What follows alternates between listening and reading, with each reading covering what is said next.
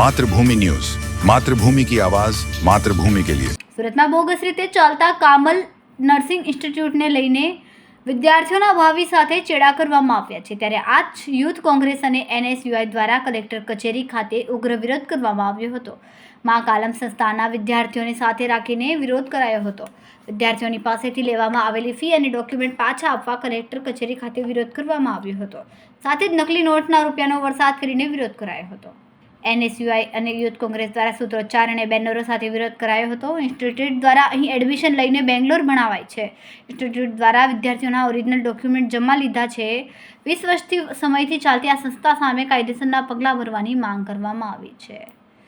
નરેન્દ્ર સોલંકી, પ્રદેશ પ્રમુખ, ગુજરાત ખાસ કરીને ગુજરાતમાં ભારતીય જનતા પાર્ટીની સરકારમાં એક ટ્રેન્ડ હોય નકલીનો, એવી જ રીતના સુરતમાં જે મા કામલ નર્સિંગ બોગસ ઇન્સ્ટિટ્યૂટ છે, આ ઇન્સ્ટિટ્યૂટ દ્વારા આદિવાસી બાળકોના કરોડો રૂપિયા અને ઓરિજિનલ દસ્તાવેજો પોતે લઈ અને ક્યાંક ફ્રોડ કર્યું છે। આને લઈને અમે આજે કલેક્ટરશ્રીને રજૂઆત કરવા આવ્યા છે કે જેને મેડિકલ કાઉન્સિલની પરમિશન નથી, જેને ગુજરાત સરકારની પરમિશન નથી, છતાં આવા બોગસ ઇન્સ્ટિટ્યૂટ દ્વારા હજારો વિદ્યાર્થીઓને છેતરી અને લાખો રૂપિયા ફી વસૂલી છે, ઓરિજિનલ ડોક્યુમેન્ટ લઈ લીધા છે અને ક્યાંક આ વિદ્યાર્થીઓના ભવિષ્યને ક્યાંક અંધકારમય બનાવવાનું કામ આવી બોગસ ઇન્સ્ટિટ્યૂટના જે સંચાલકો છે કરી રહ્યા છે।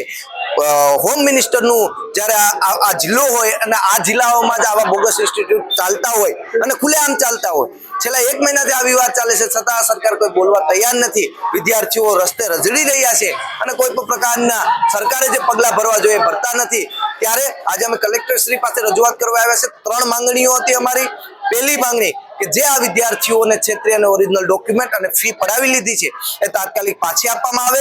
આ મા કામલ બોગસ ઇન્સ્ટિટ્યૂટ ઉપર કડકમાં કડક પગલાં ભરવામાં આવે, સીબીઆઈ તપાસ મૂકવામાં આવે અને જેટલી પણ આવી બોગસ ઇન્સ્ટિટ્યૂટ ચાલે છે એ સરકાર બંધ કરે, એવી માંગ સાથે આજે કલેક્ટરશ્રીને અમે રજૂઆત કરવા ગયા હતા।